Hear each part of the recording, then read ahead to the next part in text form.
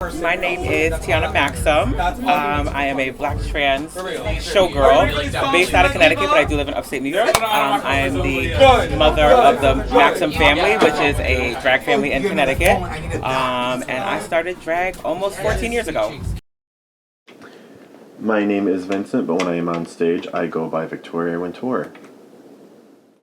My name is Will Beauty. I'm a drag queen and entrepreneur here in Connecticut. I've been doing drag since I was a senior in high school. I'm 32 years old now. And yeah, it's brought me my entire career in the beauty industry, and I perform for fun. I perform, it's just one of the reasons that I live and get my life. And whenever I have an opportunity to perform and get in drag, it is always my highlight of the week.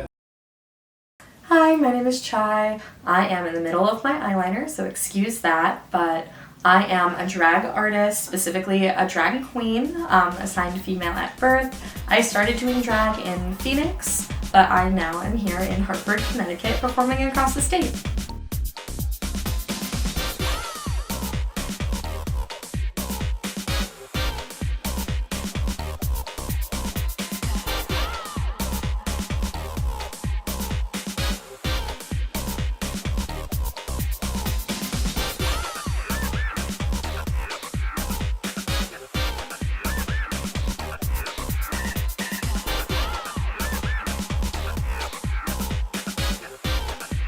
Over the years between the 1960s and 80s, New York became a site of voguing and ballroom culture.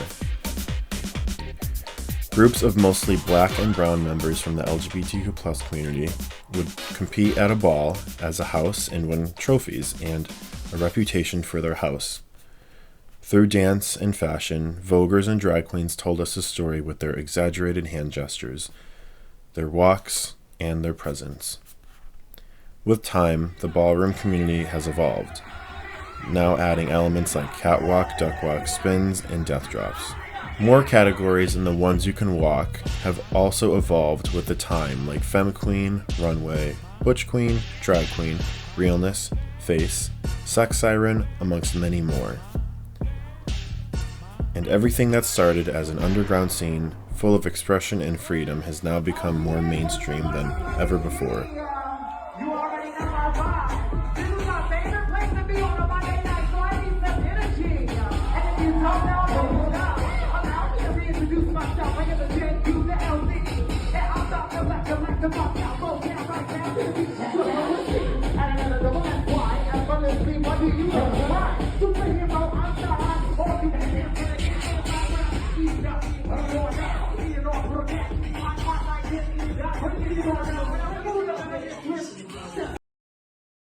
And when you are a queen, you never say no. You never say no. The only time you say no is if it's like, oh yeah, we're gonna pay you $37.50. I go, no, we're not doing that. And you get to keep half of your tips. No. Half? Oh! No, not half. You get to keep $3 from your tips this evening. Not the $3. People think that we just work like on the microphone. No ho. It's just when you're really good at your job, people offer you a lot of jobs.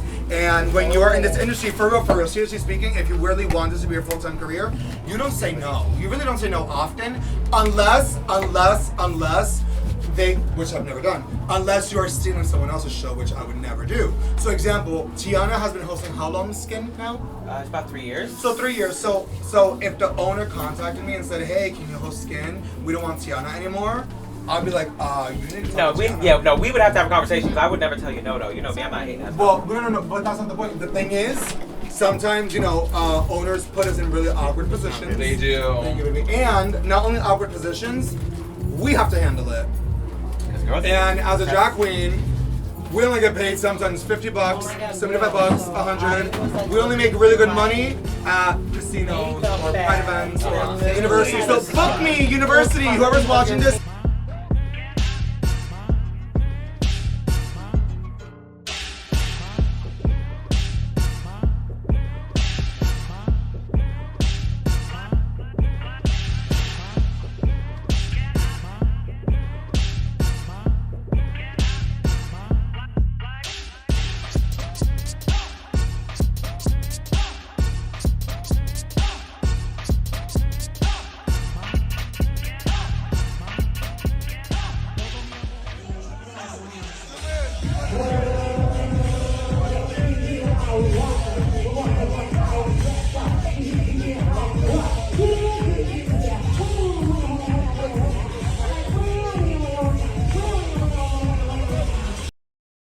being queer, it means a lot. It means that I am a part of a community, that I am a part of a people that have fought so hard to simply exist in a world that sometimes wish that they didn't. And I feel very proud that I am a part of such community, and I will never for a second ever abandon it for anything, whether it be a political agenda or my own personal feelings about specific people in the community. I will always, always be a part of it.